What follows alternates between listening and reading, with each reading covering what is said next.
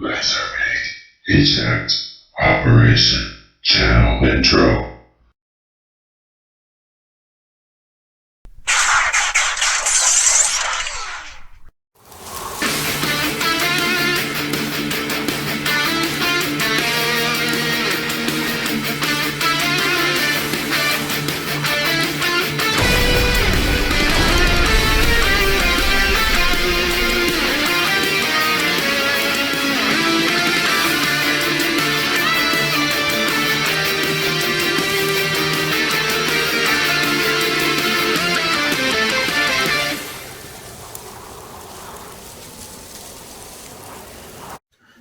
Hello, fellow YouTubers. Like WfC Stop Motioner here. Welcome to viewers new and old.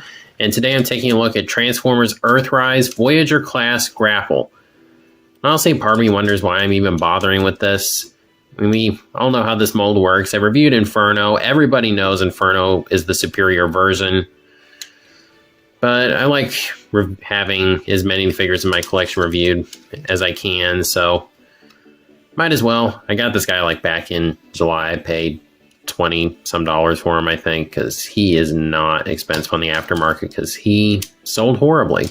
So yeah, I do think it's a pretty nice figure.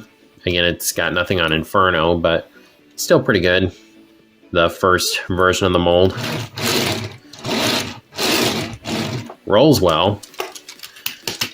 I do think this extension part here is a little bit better than Inferno's, just because with Inferno, I just don't know which way I'm supposed to have this thing. I can't really figure it out. But there they are side by side.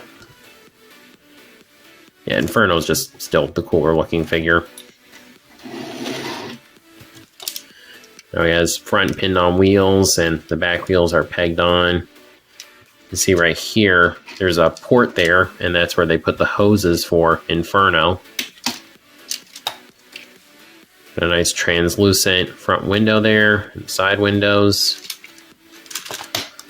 And this can extend. And one thing I do get to cover here is that this section slides over, because that was left out of the instructions, and I did not mention that in my Inferno review. I found out about that after the fact. You get this, it rotates and also comes off.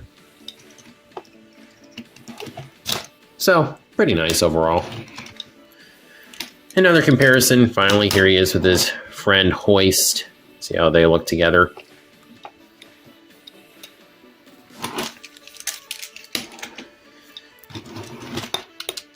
So I think that pretty much covers the alt mode. I'm going to skip over the transformation because I've already done that with this guy.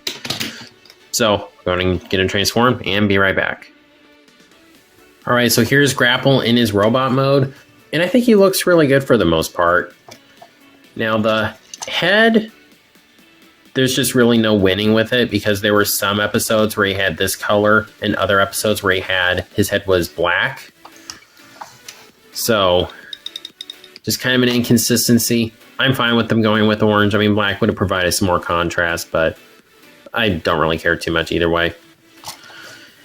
And of course, the big thing that that's the most common complaint about this figure are these pegs. They're long and skinny, which for once Hasbro actually realized a mistake and fixed it on a future release. It's very hit or miss as to whether or not they do that, because on Inferno, it's much shorter. So you don't have to worry about it breaking. You can already see mine's stressing right here. I might need to sand these down. And of course, with me saying that, that means I'll probably never get around to doing that. I do have some options for just how you want him to be armed. You can attach this to him.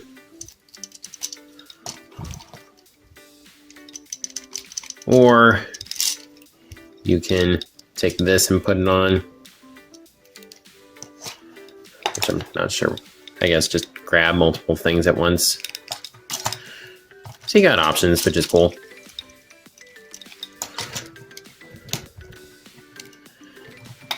I think the coloration is good for the most part. He's kind of lacking in detailing. Okay, very lacking. I mean, the arms don't have a whole lot going on, aside from here at the shoulder. So comparisons, here he is with Inferno, and again, This is definitely the superior version of the mold. This one's not bad. I still like it for what it is.